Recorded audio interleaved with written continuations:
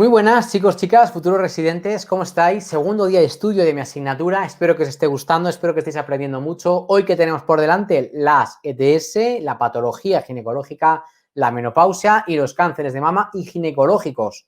Bastante verdad, pero vamos a ir a cosas muy concretas porque al final el ministerio termina poniendo bastantes cosas parecidas. De la enfermedad de transmisión sexual repasamos un poquito. Primero, vamos a hablar de la tricomona, enfermedad por tricomona, la tricomoniasis. En este sentido, contaros que es muy habitual que haya personas asintomáticas. De hecho, el 80% de los hombres con tricomona son asintomáticas y el 50% de las mujeres. Si hubiera síntomas, ¿cuáles serían? Pues una irritación de la mucosa vaginal y del introito con cierta dispareunia y disuria. En este sentido, el cuello del útero también suele estar inflamado, rojizo. Por eso decimos que hay una cervicitis o una colpitis en fresa. Y también suele provocar un aumento del flujo, una leucorrea, que se vuelve un de color más amarillo verdoso y un poquito más espumoso, es decir, tiene como cierto gas. Os pongo una imagen aquí para que lo veáis, ¿vale? Esto sería un flujo de una leucorrea provocada por tricomona. ¿Qué haríamos en caso de una tricomona? Tratar con antibiótico tanto a la persona infectada como a la pareja. ¿Por qué? Porque aunque puede ser asintomática, si tiene síntomas pueden ser incómodos y además, primero, aumenta el riesgo de otras ETS, lo cual es lógico al estar el tejido inflamado. Y segundo, si es en una embarazada, tenemos más riesgo de parto prematuro y de bajo peso al nacer. Vamos a hablar después del herpes genital, infección por el herpes del tipo genital. Ya sabéis que hay el tipo 1, que es el labial, o el tipo 2, que es el genital. En este caso, la clínica es muy variable, por eso el cuadro clínico clásico lo tiene muy poquita gente.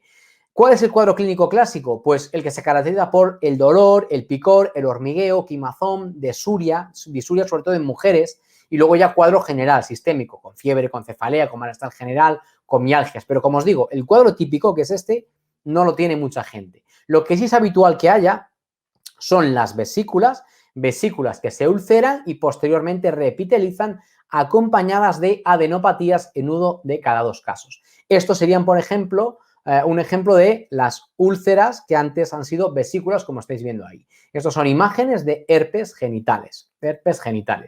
¿Qué haríamos en este caso? Antivirales, en caso de que haya síntomas o en que haya recurrencias. Ya sabéis que el herpes no se cura, que permanecerá acantonado para siempre. Por ese motivo hay recurrencias posteriores. El herpes siempre quedará acantonado, igual que pasa con el labial.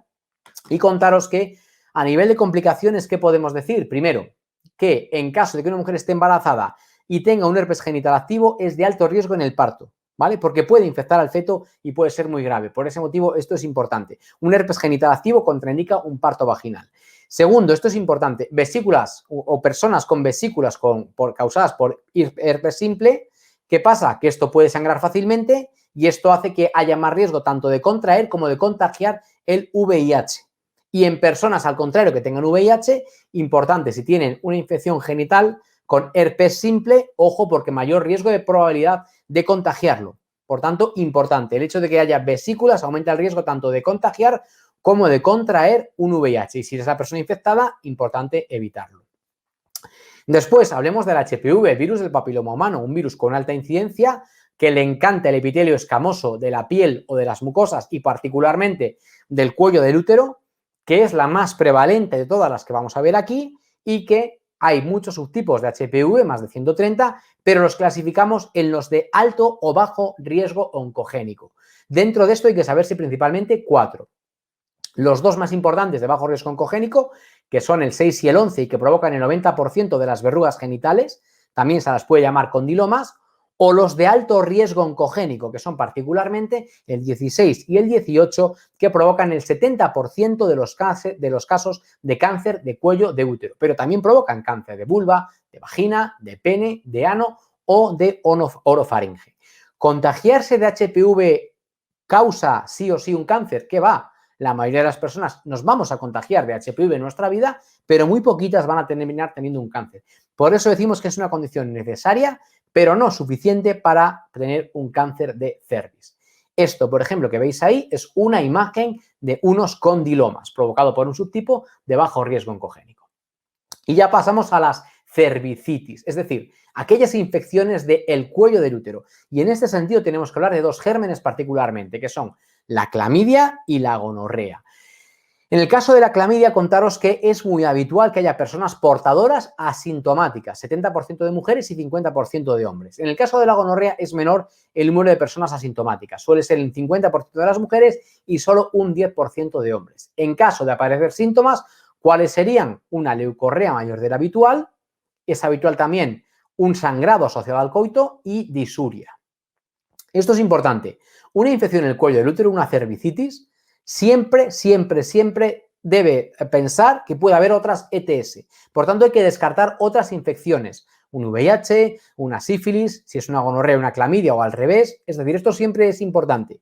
Una persona con una cervicitis hay que descartar otras ETS. ¿En quién es más común que haya infecciones por clamidia o por gonorrea? En las personas más jóvenes, en hombres que tienen sexo con hombres o en personas con múltiples parejas sexuales que no utilizan medidas de protección adecuadas. Importante las cervicitis que le encantan al ministerio. Esto, por ejemplo, es un cuello del útero infectado por clamidia. Estáis viendo ahí cómo está inflamado y cómo además tiene una leucorrea. ¿Veis lo rojo que está inflamado? Esto que tenemos en esta parte de aquí inflamado, ahí es de donde nos vendría el sangrado, ¿vale? Y luego tenemos esa leucorrea que os contaba. ¿Qué tenemos que hacer en caso de una infección por clamidia o por gonorrea? Tratar siempre con antibiótico. Una opción es la doxiciclina, pero habría más opciones. ¿Y por qué siempre hay que tratarlo? Porque mirad, una infección en el cuello del útero por clamidia o por gonorrea tiene riesgo siempre de progresar a enfermedad inflamatoria pélvica, es decir, progresar a infectar otros órganos de la zona pélvica. Esto es muy importante. ¿Por qué? Si una cervicitis por clamidia o por gonorrea infecta otros órganos de la zona pélvica, tenemos tres riesgos muy importantes. El primero, el riesgo de esterilidad. Al inflamarse la zona pélvica puede ser que la persona se quede estéril para el resto de su vida, principalmente cuando afecta a las trompas uterinas porque como tubería que es, se pierde la permeabilidad de la trompa. Quedan pegadas unas con otras. Segundo, la enfermedad inflamatoria pélvica aumenta el riesgo de embarazo ectópico. Y en tercer lugar, porque produce un dolor pélvico crónico, muchas veces que se mantiene por 2 años posteriores, ¿vale? Esto es importante. Contaros también que una mujer portadora, asintomática, embarazada de clamidia o gonorrea, podía transmitírsela a su hijo durante el parto y provocar lo más habitual una infección ocular, una conjuntivitis, o menos habitual una infección pulmonar. Esto es bastante raro. Por ese motivo, como lo más frecuente son las infecciones oculares, a todos los recién nacidos que han estado en el canal del parto, nazca por vía vaginal o por cesárea, pero que han estado en el canal del parto, se les previene la conjuntivitis neonatal con unas gotas normalmente de antibiótico eritromicina para prevenir precisamente estas infecciones. La sífilis está causada por el Treponema pallidum, tenemos que saberlo, esto es preguntable, y sabemos que hay 3 estadios con un periodo de latencia. El periodo primario es cuando aparece la lesión genital, lo que llamamos el chancro duro, que suele aparecer a las 2 o 3 semanas del contacto. Posteriormente, a las 3-6 semanas del chancro, suele aparecer la lesión cutánea, una lesión dermatológica, principalmente una lesión en manos y plantas de los pies, que es lo que llamamos la sífilis secundaria.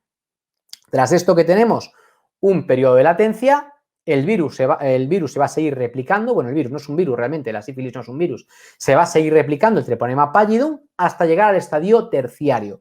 En el estadio terciario que vamos a encontrar la aparición de gomas, la afectación del sistema nervioso central y el riesgo cardiovascular, que es muy importante. La sífilis en el terciario puede matar a las personas. ¿Qué tenemos que hacer, por tanto? Diagnosticarla de forma precoz y tratarla con penicilina.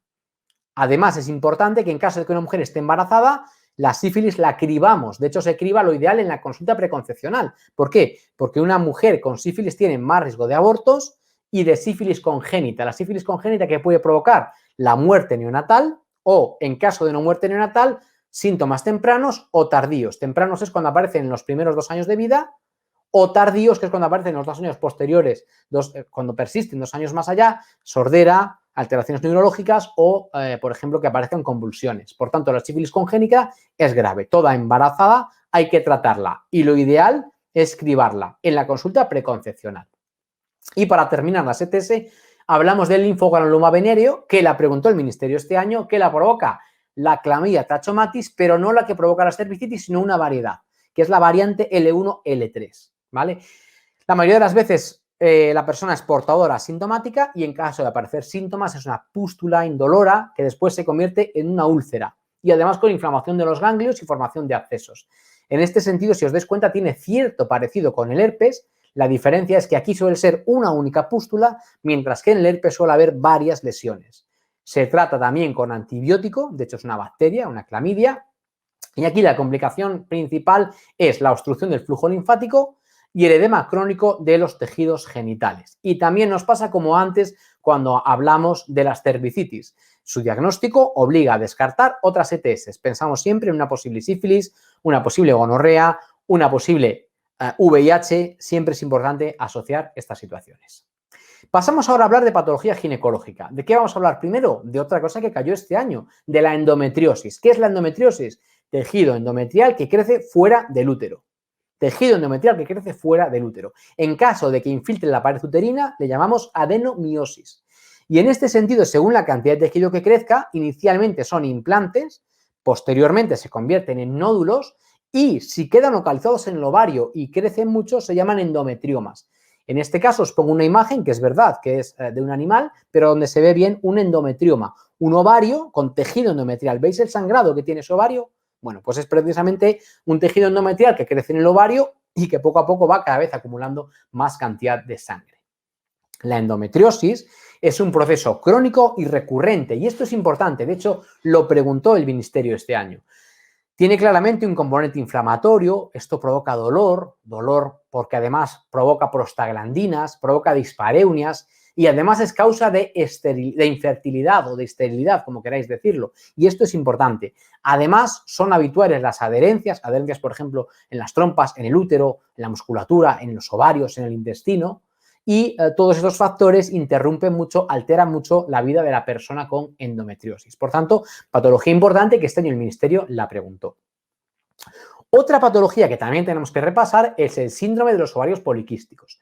¿Qué pasa en los ovarios poliquísticos? Que los ovarios acumulan quistes. ¿Y de dónde vienen esos quistes? Vienen de los folículos. Los folículos digamos que no se desarrollan del todo. Acordaros cuando hablábamos en la clase de ayer que el folículo crece y por un pico de LH se rompe y sale el líquido folicular fuera y los ovocitos. Bueno, pues lo que pasa aquí es que ese proceso no llega al final. De tal forma que esos folículos no llegan a romperse, no hay ovulación y se terminan enquisteciendo.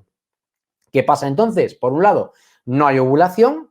Si no hay ovulación, tenemos esterilidad y además no se puede producir el cuerpo lúteo, por tanto, no habrá progesterona. Y sin progesterona ya sabemos que el ciclo menstrual va a ser irregular o ausente. Además, al no haber ovulación, la mujer va a ser estéril. De hecho, es la causa más común de infertilidad femenina, ¿vale? Afecta más o menos entre un 5 y un 10% de la población. Pero además de eso, los folículos que se enquistecen, ¿qué van a hacer? Terminar produciendo hormonas masculinas. ¿Qué va a provocar esto? Un síndrome metabólico. De hecho, a día de hoy el ovario poliquístico, más que una patología ginecológica, se considera una patología endocrina, porque realmente hay una alteración metabólica.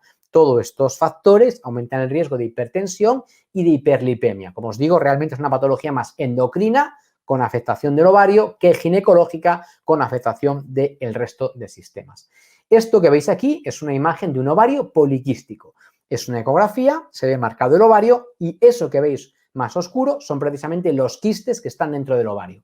Al no romperse esos folículos, acumulan líquido dentro y terminan enquisteciéndose y así produciendo pues esos quistes y por tanto las hormonas masculinas que dan lugar al resto del cuadro clínico. En este sentido, contaros que en el ovario poliquístico hay una triada clásica de la clínica que son, primero, el hirsutismo provocado por las hormonas masculinas, segundo, la obesidad provocado por la alteración metabólica y en tercer lugar, la anovulación y oligomenorrea o amenorrea, provocado porque si no se rompe el folículo, no hay ovulación, no se forma el cuerpo lúteo, por tanto, no hay embarazo posible, esterilidad y no hay regla posible. Anovulación con amenorrea o oligomenorrea. Por tanto, la tríada clásica, hirsutismo, obesidad y anovulación con oligomenorrea. ¿Qué vamos a ver en la ecografía? Muchos folículos grandes dentro del ovario. Y si hiciéramos un patrón hormonal a estas mujeres, ¿qué encontraríamos? Pues que la LH es más elevada de lo normal. El cociente de LH es superior a 2 respecto a la FSH, cuando normal es que sea al contrario. ¿Qué quiere decir eso? Que hay un intento de la nave Enterprise por romper esos folículos que no se rompen para solucionar el problema. Por ese motivo vamos a encontrar una LH más alta de lo normal. ¿De acuerdo? Esto sería un poquito la patología ginecológica. Entramos ahora entonces en la parte de menopausia. Primero, tenemos que hablar de definición. ¿Qué es la menopausia? La menopausia es un proceso fisiológico que implica la desaparición de la menstruación. Pero ojo, esto es importante, la menopausia no se confirma hasta que una mujer no pasa 12 meses sin regla. Esto es muy importante, ¿vale? Segundo punto, ¿a qué edad viene la menopausia? Bueno, pues por término medio a los 50 años. Considerando que es precoz si llega antes de los 40 años, concepto que preguntó este año en el Ministerio en el EIR, y tardía si una mujer mantiene reglas a los 55 años. Estos conceptos son importantes. ¿Y qué factores pueden influir en la edad de aparición de la menopausia? Por ejemplo, la menarquia temprana. Por ejemplo, las mujeres con bajo IMC puede adelantarse la edad de la menopausia, consumo de tabaco puede adelantar la edad de la menopausia y luego la edad de la menopausia de la madre y de las hermanas. Estos factores que los preguntó el Ministerio hace 2 años, creo recordar, influyen en la edad de la menopausia. El concepto de menopausia tenemos que diferenciarla del concepto climaterio. ¿Qué es el climaterio? El periodo de transición de la etapa fértil a la etapa no fértil, de la etapa reproductiva a la etapa posreproductiva. Y se inicia desde unos años antes de que desaparezca la menstruación, cuando ya hay síntomas premenopáusicos, hasta 10-15 años posteriores después de que haya desaparecido la menstruación. Todo este proceso, todo este periodo de transición es lo que llamamos el climaterio y puede durar perfectamente 10 o 15 años. Dentro del climaterio tendremos una etapa premenopáusica, una etapa perimenopáusica y una etapa posmenopáusica. Normalmente la etapa premenopáusica suelen ser los 2 a 6 años antes de la menopausia y la etapa posmenopáusica son los 2 a 6 años después de la menopausia. Por tanto, estos conceptos es importante diferenciar menopausia de climaterio. ¿Qué provoca la menopausia? Pues que se agoten los folículos del ovario, esta es la clave. Acordaros lo que decíamos en la clase anterior, el número de folículos se crean en el periodo fetal y ya no se forman más, por eso se agotan. Cuando el ovario se queda sin folículos, llega la menopausia. Entonces, como el ovario deja de tener folículos, ¿qué va a pasar? Que la Enterprise quiere darle un toque. El eje hipotálamo hipófisis quiere hiperestimular al ovario. ¿Para qué? Para que siga haciendo su función. ¿Cómo lo hace? Con sus mensajeros. Hace un aumento de la FSH. Pero claro, dentro del ovario no hay folículos. Y si no hay folículos, ¿qué va a pasar? Pues que no va a haber estrógenos. ¿Por qué no hay estrógenos? Porque los estrógenos del ovario provenían de un folículo primordial que crece a folículo de Graf. Cuando un folículo primordial crece a folículo de Graf, ahí es cuando se producen estrógenos. Aquí, si no tenemos folículos primordiales, no se pueden producir estrógenos, ¿veis? Por ese motivo, el patrón hormonal de la menopausia, ¿cuál va a ser? Aumento de la FSH, estimulación de la Enterprise, descenso del estradiol, que es el estrógeno del ovario. Poco estrógeno ovario, mucha FSH para provocar la ovulación. ¿Y qué consecuencias tiene este exceso de FSH, de la gonadotropina? Pues que la mujer va a tener ciclos anovulatorios con polimenorreas, o sea, reglas con espacios muy cortos de una a otra. Llega un momento que esa estimulación del ovario va bajando porque ya se ve que no funciona y ahí vamos a tener oligomenorrea hasta que al final va a llegar la amenorrea. Además de eso, y este concepto es importante, en este periodo la mujer no va a tener estrógenos ováricos, el estradiol, porque como vemos, al no haber folículos no se pueden producir estrógenos ováricos. Por tanto, ¿qué estrógenos va a tener a partir de ese momento la mujer? Los que deriven de sus grasas. La grasa se puede transformar en estrona, que es un estrógeno mucho menos potente que el estradiol, pero son los estrógenos que tiene la mujer tras la menopausia. Este concepto es importante.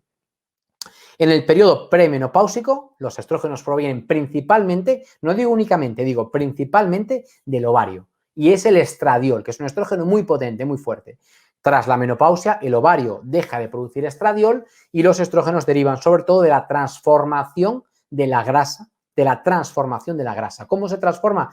Aromatizándola. De esa forma se consigue estrona, un estrógeno mucho menos potente. Este concepto es importante. Además, en la menopausia el ovario que va a producir más testosterona. Hay una mayor secreción de testosterona, ¿de acuerdo?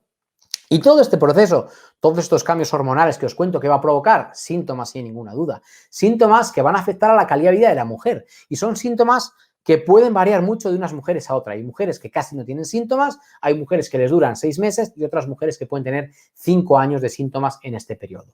Son síntomas que en todos los casos decimos que son autolimitados. ¿Por qué? Porque en todos los casos estos síntomas paran, pero son síntomas que ahí están, que van a aparecer. En este sentido, ¿qué influye? Muchas variables.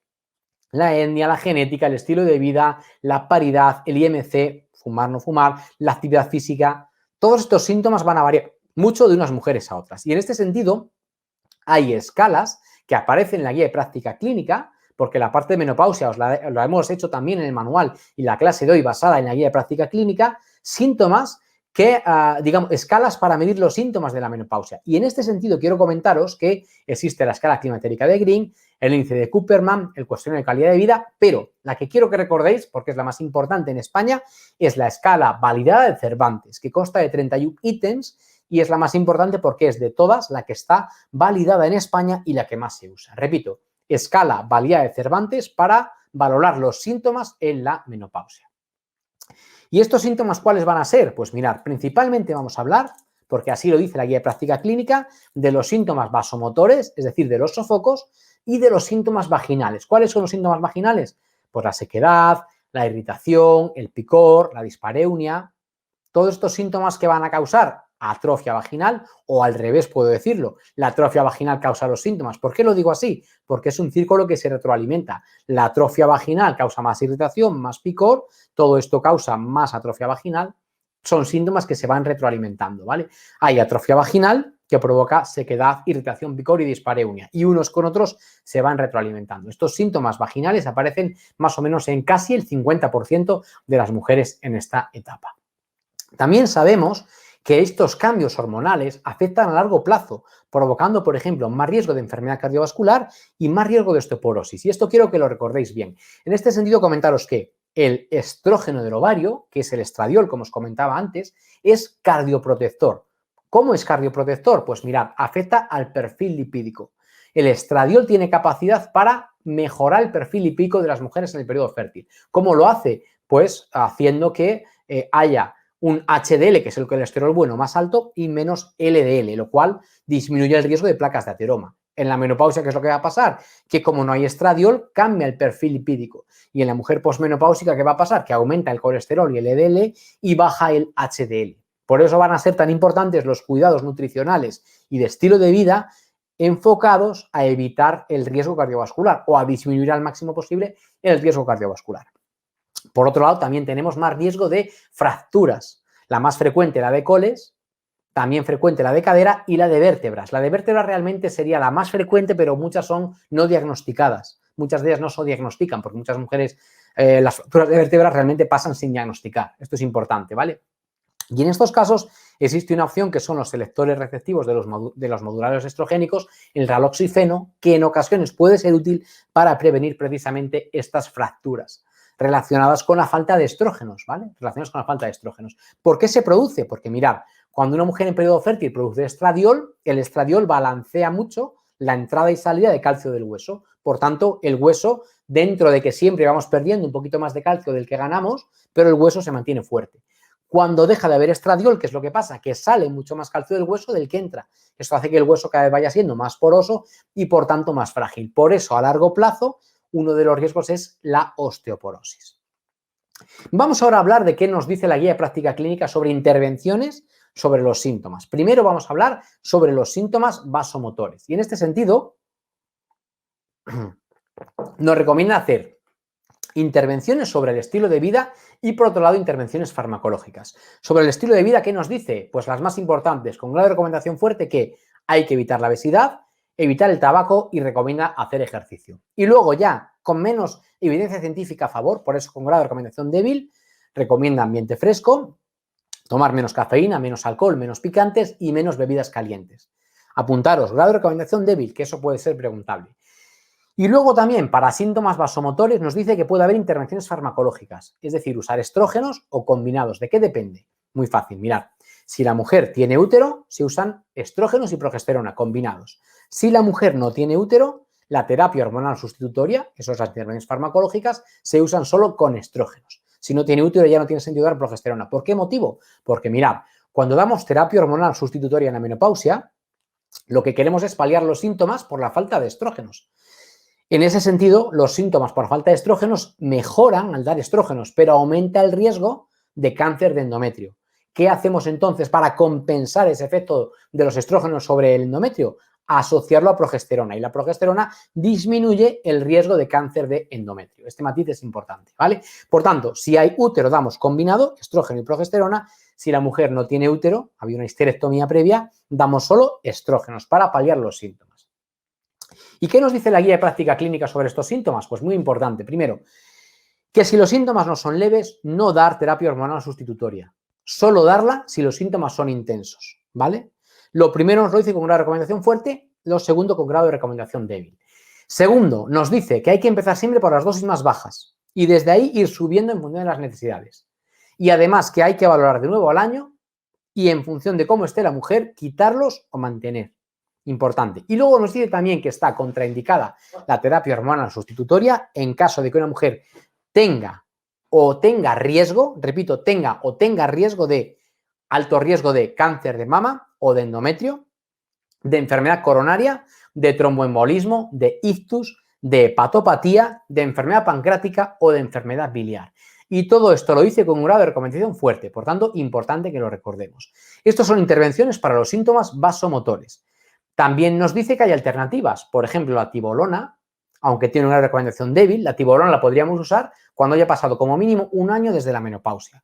Otra opción pueden ser los antidepresivos, también con grado de recomendación débil, la clonidina, menos usada, o los fitoestrógenos. Si os dais cuenta, todas estas alternativas tienen un grado de recomendación débil. Tibolona, antidepresivos o fitoestrógenos. Respecto a los fitoestrógenos, y esto es importante, si son extractos de soja, nos recomienda la genisteína. Pero ojo, no podemos usar otros fitoestrógenos. Por ejemplo, la cimúfuga racemosa, porque aumenta el riesgo de cáncer de endometrio. Y este detalle es importante. Si extractos de soja, que sea genisteína. ¿De acuerdo? Y luego, sobre los síntomas vaginales, porque esto era sobre los sofocos, sobre los síntomas vaginales nos dice algo muy parecido. En primer lugar, sobre el estilo de vida nos dice lo mismo, que hay que evitar la obesidad y que hay que fomentar el ejercicio, con una recomendación fuerte. Pero aquí, en las intervenciones farmacológicas sí que cambia un poco. ¿Por qué? Porque nos dice, en primer lugar, que si usamos estrógenos, los usemos por vía vaginal, no por vía oral. Si los síntomas son vaginales, que usemos estrógenos, pero por vía vaginal, no por vía oral. Y que además no le añadamos gestágeno. Este matiz es importante. ¿Veis la diferencia? Para los sofocos sí que se lo añadíamos, ¿vale? Para aquí no. Síntomas, estrógenos vaginales. Grado de recomendación fuerte. Y nos dice también que recomendemos a la mujer usar lubricantes hidratantes vaginales, pero en este caso con un grado de recomendación débil. Importante este dato, ¿vale? Todo esto respecto a la menopausia. Y ahora vamos a entrar en los cánceres de mama y ginecológicos. Empecemos a hablarnos del cáncer de mama. El cáncer de mama es el cáncer más frecuente en la mujer. 1 de cada 8 mujeres tendrán un cáncer de mama en su vida. En este sentido, el adenocarcinoma es el más habitual de todo. ¿Por qué? Porque es una glándula realmente. La mama es una glándula. Por ese motivo, el más habitual es encontrar el adenocarcinoma. Dentro de esto podemos encontrar dos tipos. El in situ o el infiltrante.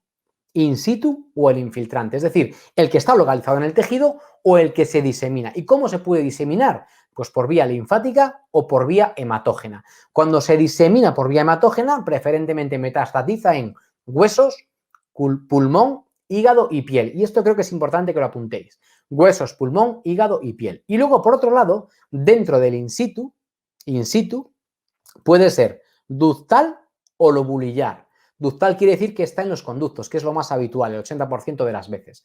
Lobulillar, que está en los lóbulos, lo cual sucede muy poco habitualmente, un 10% de veces. Muy importante, con el cáncer de mama el Ministerio ha preguntado muchas veces por los factores de riesgo por el cáncer de mama y son estos. En primer lugar, el hecho de ser mujer. De cada 100 cánceres de mama, 99 se diagnostican en mujeres y 1 en hombres. Por tanto, es el primer factor de riesgo y el más importante. En segundo lugar, la edad. La edad, mirad, hay una década de la vida que es en la que más cánceres de mama se diagnostican, que es la década que va de los 50 a los 60 años. Es la década de la vida en la que más cánceres de mama se diagnostican. Por ese motivo, tener más de 50 años aumenta mucho el riesgo de cáncer de mama. En tercer lugar, podemos hablar de la raza, porque la raza blanca tiene más riesgo de cáncer de mama que otras razas. Cuarto lugar, los antecedentes tanto familiares como personales. Antecedentes familiares como personales.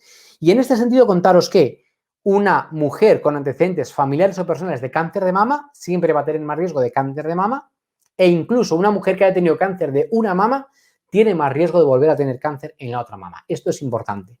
También aquellas mujeres que tengan un cáncer de ovario tienen más riesgo de tener cáncer de mama. ¿Por qué? Precisamente por el siguiente factor, por los factores genéticos. Mirad, se ha visto que algunos cánceres de mama se explican desde la alteración de los genes BRCA1 y BRCA2. Y estos genes influyen tanto en el cáncer de mama como en el cáncer de ovario. De hecho, ahora se está viendo también que podrían influir también en el cáncer de endometrio. Por ese motivo, tienen cierta relación. Otro factor de riesgo, la patología benigna de la mama. ¿Toda? No. Aquella que produce una hiperplasia. Aquella que produce una hiperplasia celular en la mama es la que aumenta el riesgo de cáncer de mama. Y luego, muy importante, los factores hormonales. ¿Qué quiere decir esto? Quiero que os quede la idea de que el cáncer de mama es estrógeno dependiente. Estrógeno dependiente. Por tanto, a mayor exposición a estrógenos, mayor es el riesgo de cáncer de mama. Bien, pero dentro de esto tenemos que ver los estrógenos que son de origen endógeno o de origen exógeno. Este detalle es importante. Endógeno, ¿qué quiere decir? Los que produce la propia mujer. Y en este sentido es de riesgo la menarquia temprana. A más pronto venga la primera menstruación, mayor es el riesgo. ¿Dónde está el límite de corte? En los 12 años. 12 años para adelante es normal, 11 para atrás es precoz. Menarquia temprana, menopausia tardía. A más tarde venga la menopausia, mayor es el riesgo de cáncer de mama. Aumentamos la ventana estrogénica, ¿verdad? Entre más periodo en la vida de la mujer con estrógenos, mayor es el riesgo de cáncer de mama. Acordaros, es un cáncer estrógeno dependiente, ¿vale? Y luego también es importante el efecto de los embarazos. Cuando una mujer se queda embarazada, ¿qué pasa? Que completa el desarrollo madurativo de la mama. Y cuando una célula es madura, tiene menos riesgo de convertirse en cancerígena. Por ese motivo, los embarazos y la lactancia posteriormente protegen contra el cáncer de mama. ¿De acuerdo? Esto es importante. Sin embargo, para que este efecto suceda, el primer embarazo tiene que venir antes de los 30-35 años. Si el primer embarazo viene más tarde, este efecto protector disminuye mucho. Por otro lado, también tenemos como factor de riesgo los estrógenos exógenos. Estrógenos exógenos. Y aquí particularmente tiene importancia el uso de terapia hormonal sustitutoria.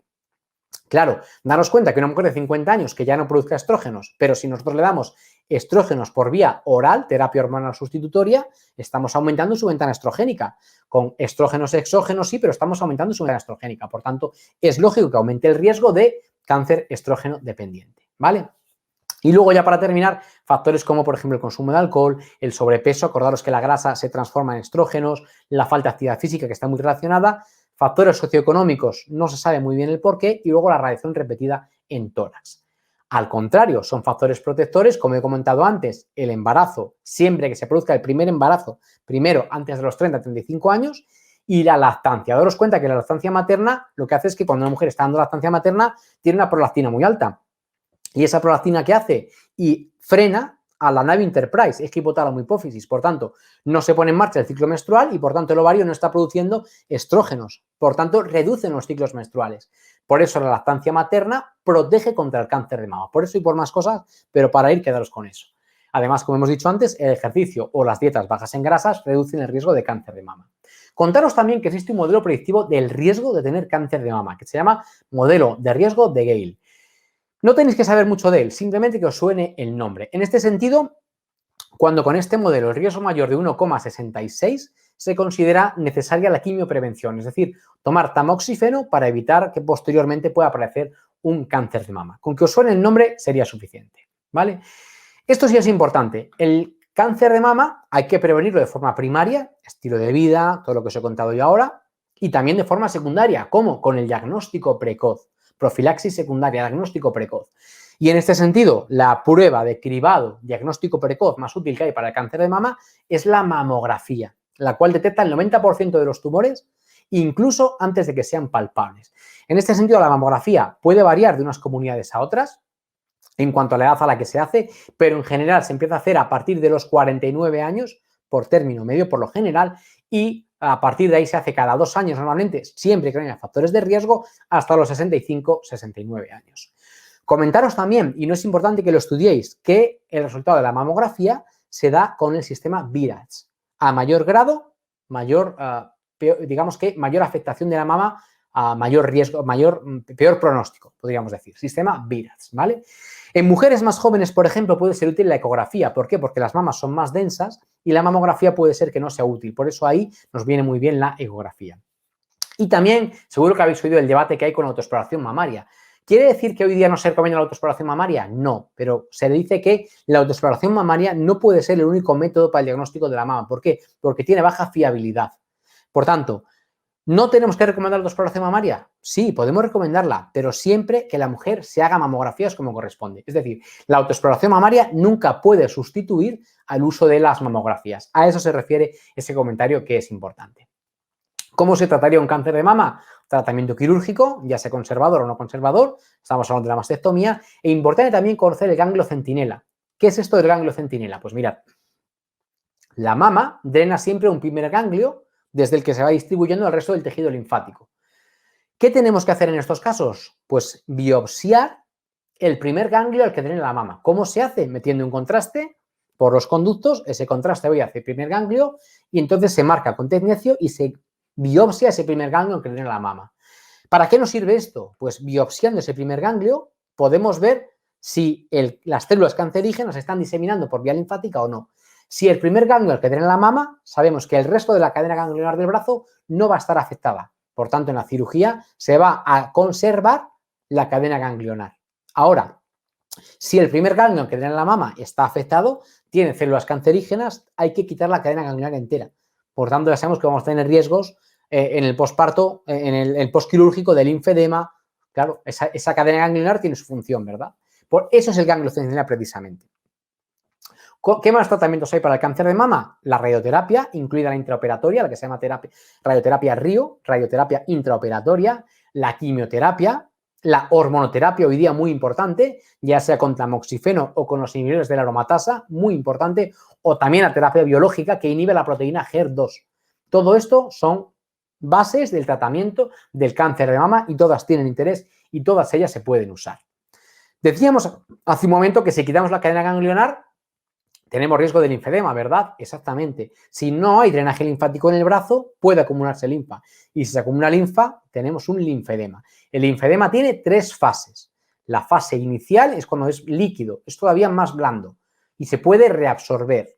Fase líquida. Después ese líquido tiende a endurecerse un poco. Entonces entramos en la fase fibrótica. Y finalmente esa linfa acumulada se va haciendo cada vez más dura. Pasamos ya a la fase grasa.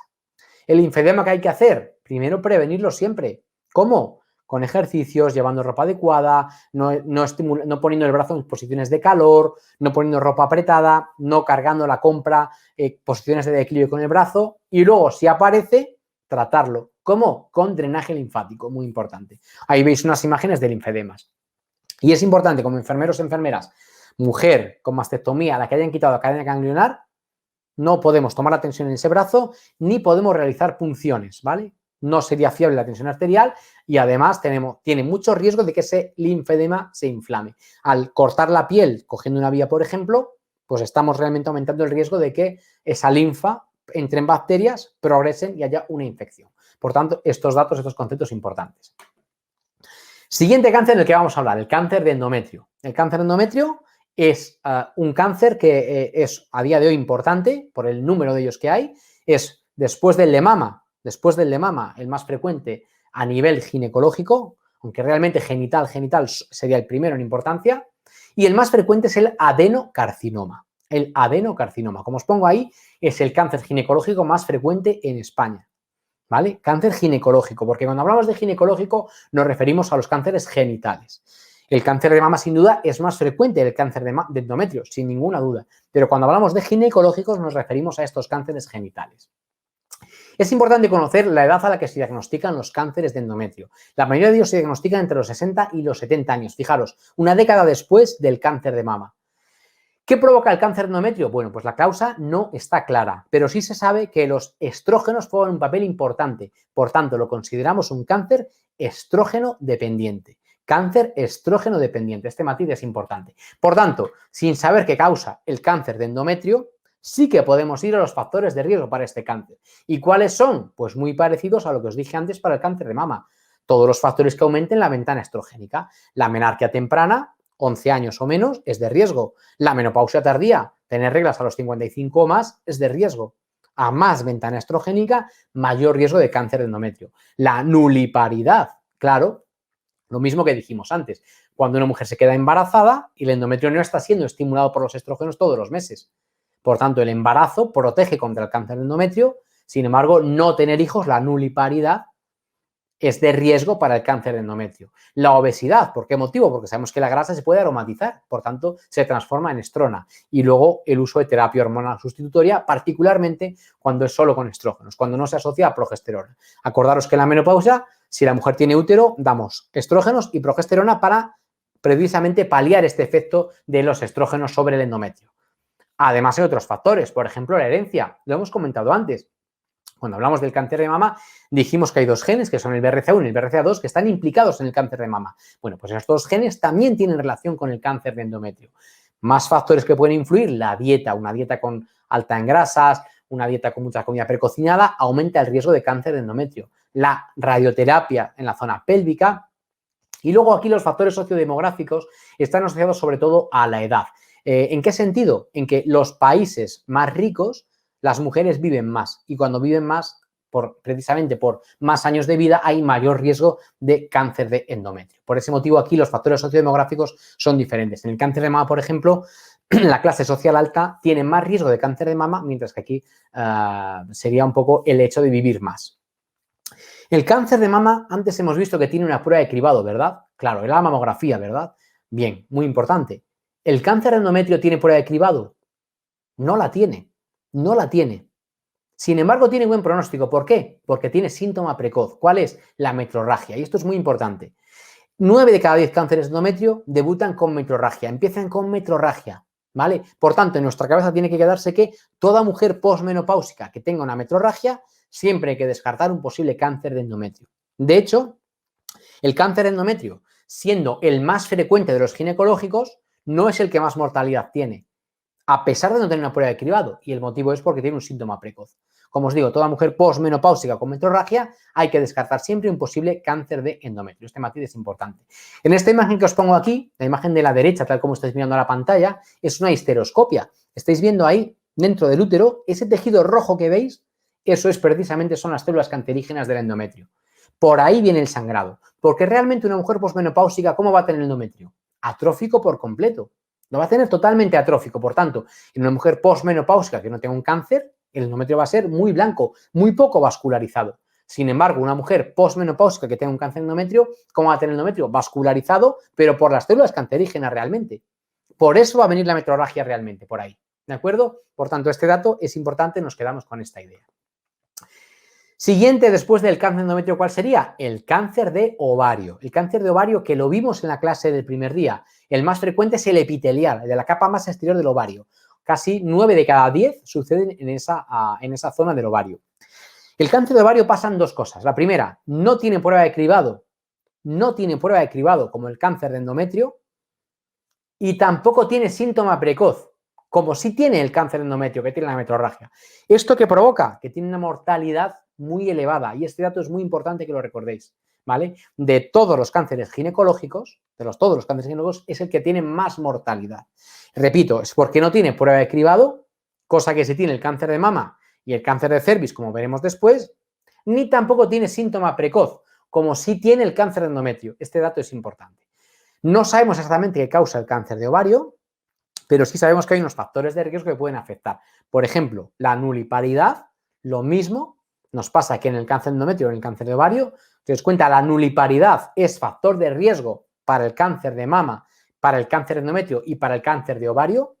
Sin embargo, dentro de nada vamos a ver el cáncer de cervix y vamos a decir que es la multiparidad la que es factor de riesgo para el cáncer de cervix. Este dato es importante. Repito, la nuliparidad, el no tener hijos, es factor de riesgo para el cáncer de mama, para el cáncer de endometrio y para el cáncer de ovario. Sin embargo, la multiparidad será factor de riesgo para el siguiente cáncer que vamos a ver, que es el cáncer de cervix. También la herencia del gen BRCA1 y BRCA2, que hemos visto que estos genes pueden estar implicados tanto en el cáncer de mama como en el cáncer de endometrio como en el cáncer de ovario. Este dato es importante. Mirad, el cáncer de ovario puede tener unos factores protectores. ¿Cuáles pueden ser? El uso de anticonceptivos hormonales. ¿Por qué motivo? Porque mantiene el ovario en reposo. Por ese motivo, el uso de anticonceptivos hormonales podría ser protector para el cáncer de ovario.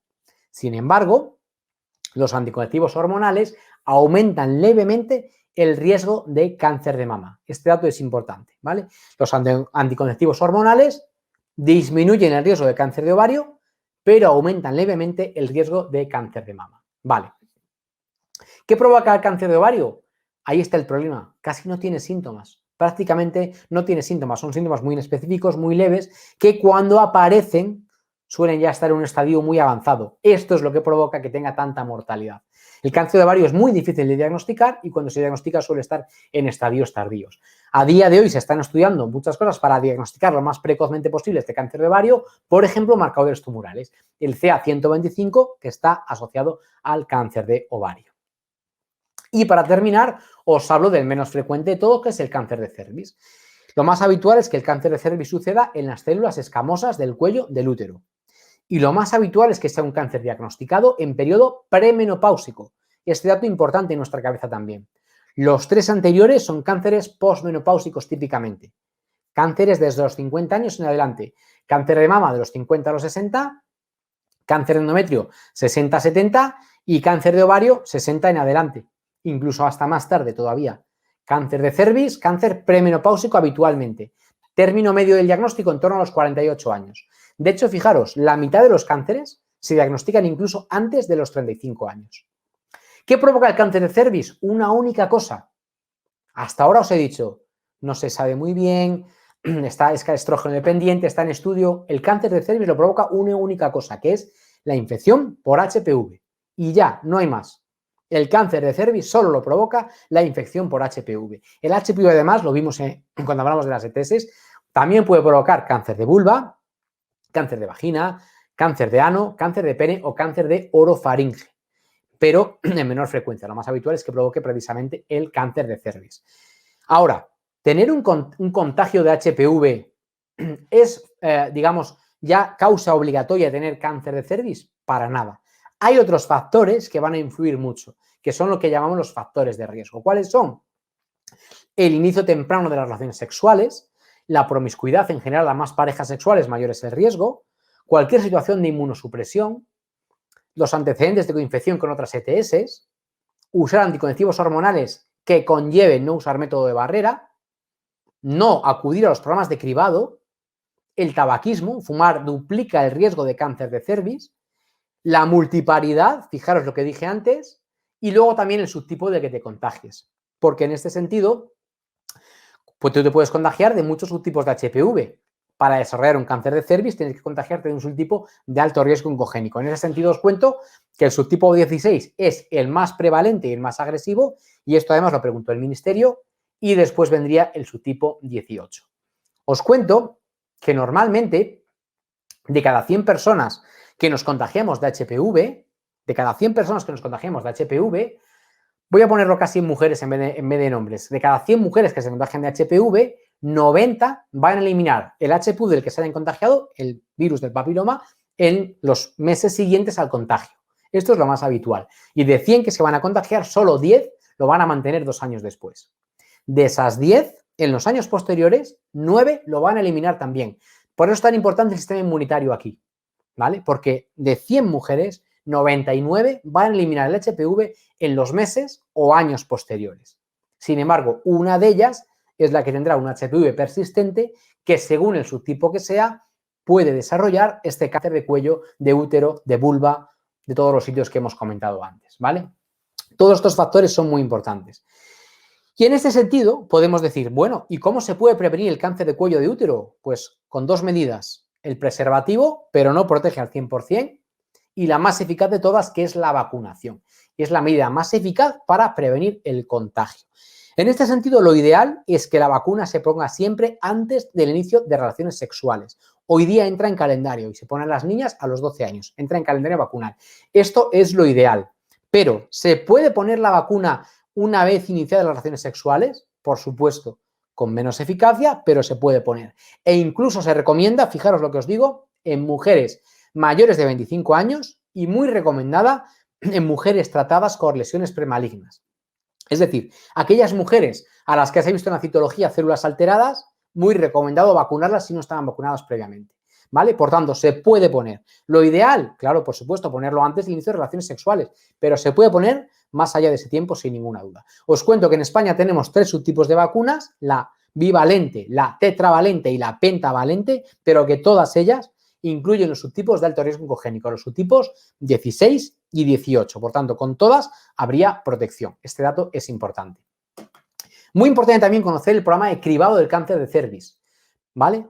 Mirad, el programa del cáncer de cervix es común para toda España. Entra en la cartera de servicios, el programa del cáncer de cervix, ¿vale? Igual que el cribado del cáncer de mama. Y se hace de la siguiente manera. Población diana, mujeres entre 25 y 65 años.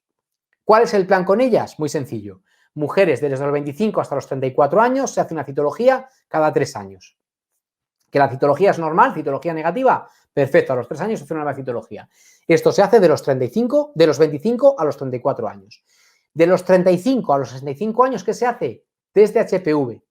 Esa es la recomendación, test de HPV. No hace falta hacer citología, solo test de HPV. Y a partir de aquí, ¿qué puede pasar? Que el test de HPV sea negativo o que el test de HPV sea positivo. Perfecto. Si una mujer con 35 a 65 años el test de HPV da negativo, ¿qué se hace? Dar cita para esperar 5 años y hacer un nuevo test de HPV. Si el test de HPV da positivo, ¿qué hay que hacer? Una citología.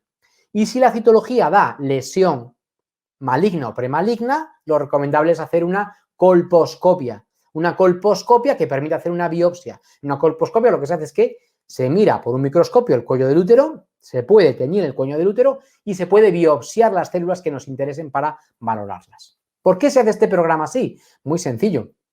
Si hiciéramos test de HPV a mujeres de 25 años, muchas de ellas darían positivo. Por tanto, ¿qué sabemos? Que el HPV se contagia principalmente en los primeros años de relaciones sexuales y que en los años posteriores la gran mayoría de las personas lo van a eliminar. Más o menos el 75% de las personas sexualmente activas, incluso más, se contagian de HPV. Por tanto, teniendo sexo, lo normal es contagiarse de HPV. Lo que hay que ver es que la persona lo elimina. Por eso lo que se hace es que en los primeros años de vida, de los 25 a los 34, se hace citología cada 3 años. Y de los 35 a los 65 se hace test de HPV cada 5 años. Si dan negativo, tranquilidad, porque si en tu cuello de útero no hay HPV, tus células están bien. No hace falta saber más. Ahora, si en tu cuello de útero hay HPV, hacemos citología. Si la citología está alterada, hacemos colposcopia. Y en la colposcopia, si hace falta, se hace una biopsia y con eso se tiene toda la información. ¿De acuerdo? Bueno, pues esto es lo que quería contaros. Los cánceres y la menopausia son muy importantes porque prácticamente siempre caen preguntas. De ETS también suelen ser fáciles y este último año nos sorprendieron también con la patología ginecológica. Por tanto, bloque importante. Os veo en el repaso y con los siguientes bloques. Gracias. Chao.